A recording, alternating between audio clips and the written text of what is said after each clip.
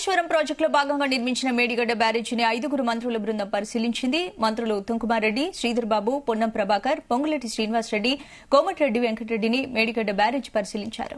ఇక విహంగ వీక్షణం ద్వారా ఆనకట్టను పరిశీలించారు. మంత్రులతో పాటు ఎమ్మెల్సీ జీవన్ రెడ్డి, ఎమ్మెల్యే వివేక్ కూడా ఉన్నారు. అనంతరం కాళేశ్వరం ప్రాజెక్టుపై మంత్రులకు నీటిపారుదల శాఖ అధికారులు పవర్ పాయింట్ ప్రజెంటేషన్ ఇచ్చారు. One barrage has pier foundation has sunk. Second, Annaram barrage lo cracks and leaks applied. Now see about the investigation, inquiry, the judicial inquiry, repair work.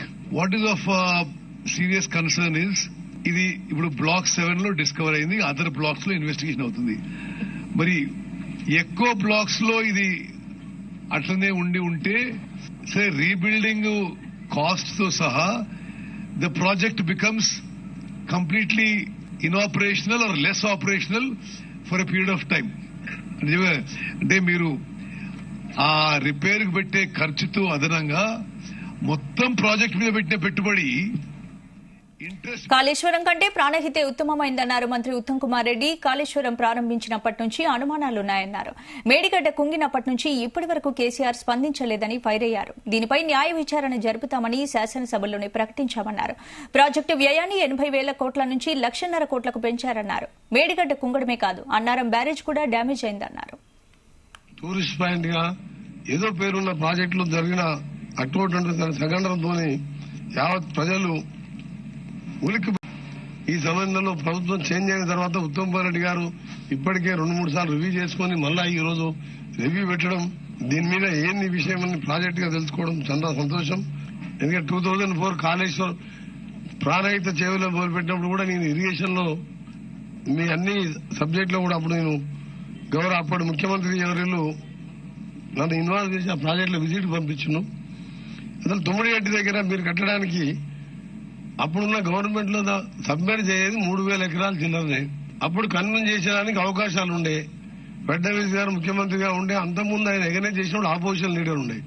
Governor గా విద్యాసాగరరావు అప్పటి ముఖ్యమంత్రి కేసీఆర్ గారి దగ్గర బంధువు ఒప్పించి ₹1 కోటి ఎకరానికి ఇచ్చిన తుమ్మడేటి దగ్గర 150 కట్టితే గ్రావిటీతో entire project up to Chevella Vikarabad వరకు ఇప్పటి వరకు 8 ఇయర్స్ బ్యాక్ ఈ ప్రాజెక్ట్ కంప్లీట్ అయ్యి ఒక 35,000 ఇంకో 20,000 కోట్లు పెట్టుకుంటే మొత్తం కంప్లీట్ అవుతుండే.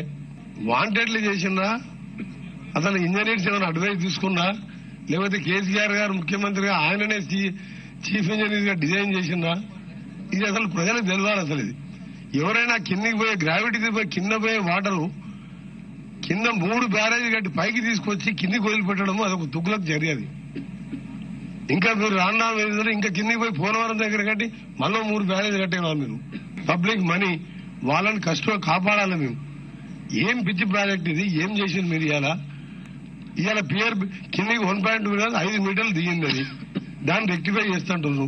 అన్నారం కింద బ్యారేజ్ ఉన్నది. ఎప్పుడు ఎంత ఫ్లో వస్తుందో తెలియదు. ఫ్లో వచ్చి మొత్తం కొట్టుకుపోయిన తర్వాత ఎవడి భరించాలి ఇవన్నీ. One barrage has pier foundation has sunk. Second, Annaram barrage lo cracks and leaks applied. Now see about the investigation, inquiry, the judicial inquiry, repair work. What is of serious concern is ఇది ఇప్పుడు black 7 లో discover అయింది.